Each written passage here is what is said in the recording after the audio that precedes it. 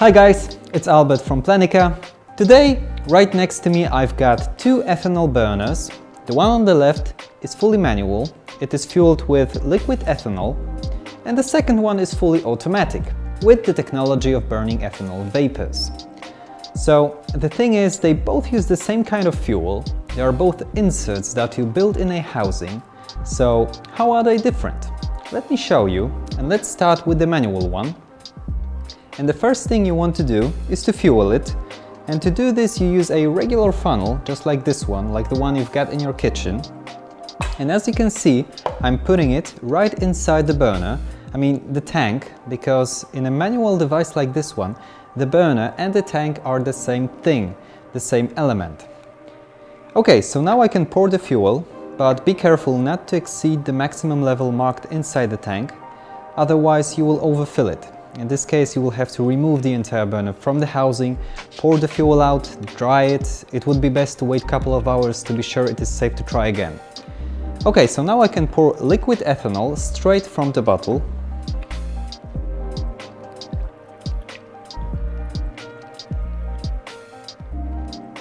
Okay, and when I'm finished, the burner is ready to start. Sometimes it may happen that you splash some fuel around, so be sure to wipe it dry carefully. And before I start the fire, let me show you how you can fill the fuel in the automatic device. With the burner, you get an automatic pump, just like this one. So let's connect it. And the second end of the hose goes right inside the bottle with the fuel. And all you have to do now is just press the button, and the burner will do the rest.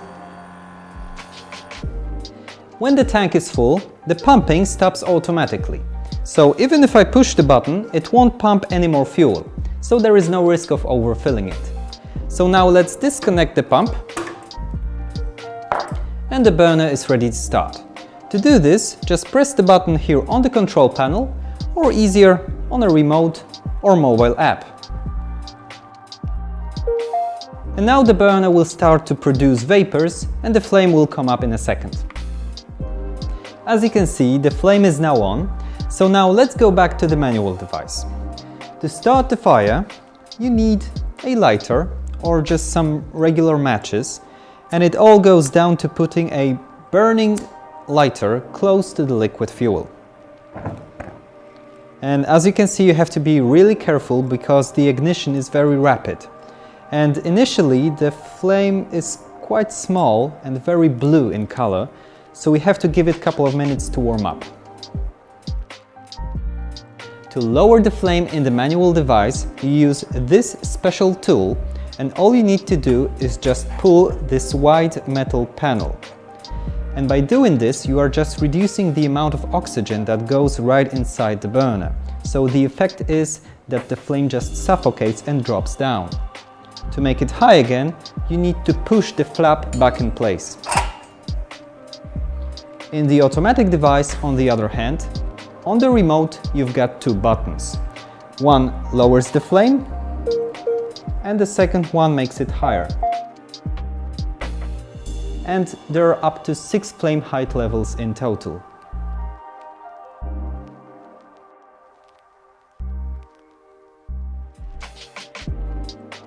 In the manual device, the flame is burning on the surface of the liquid fuel. And because of that, you don't really have any control over the fire. This burner tends to get really hot, to the point where the fuel starts to boil and splash outside. And all you can do is just extinguish it, and you do it by using the same tool as before, but this time you need to close the panel entirely.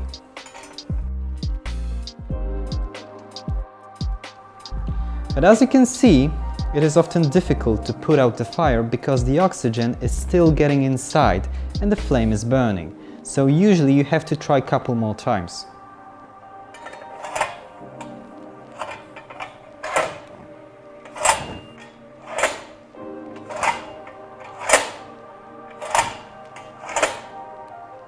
Okay, I've made it. It's not that simple, I can tell you that.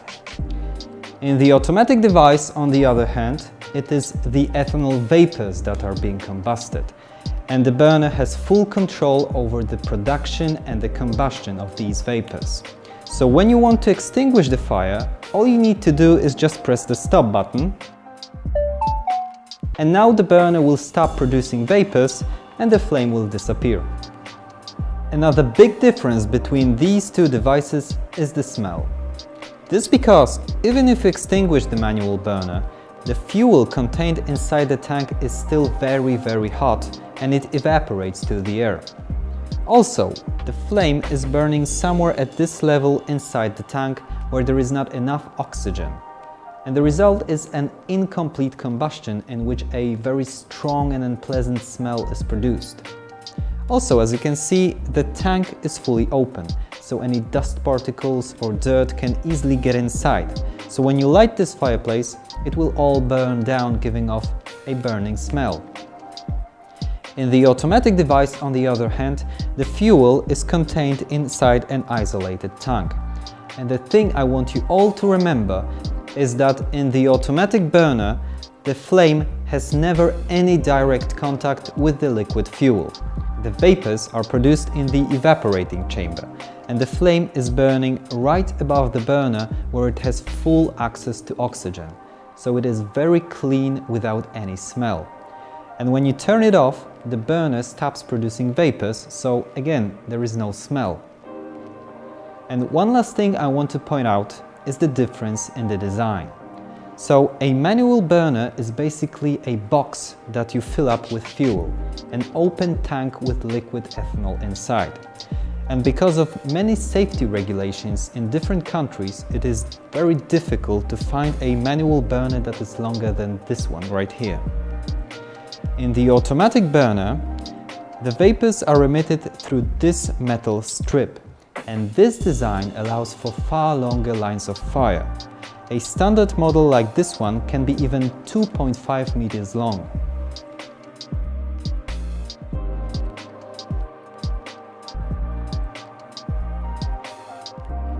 Okay, so that's it guys, but believe me, there are many more differences between these two devices. But today I wanted to focus on, I think, most relevant and practical for people who want to use an ethanol burner on a daily basis. I hope it was helpful. Thank you and see you next time.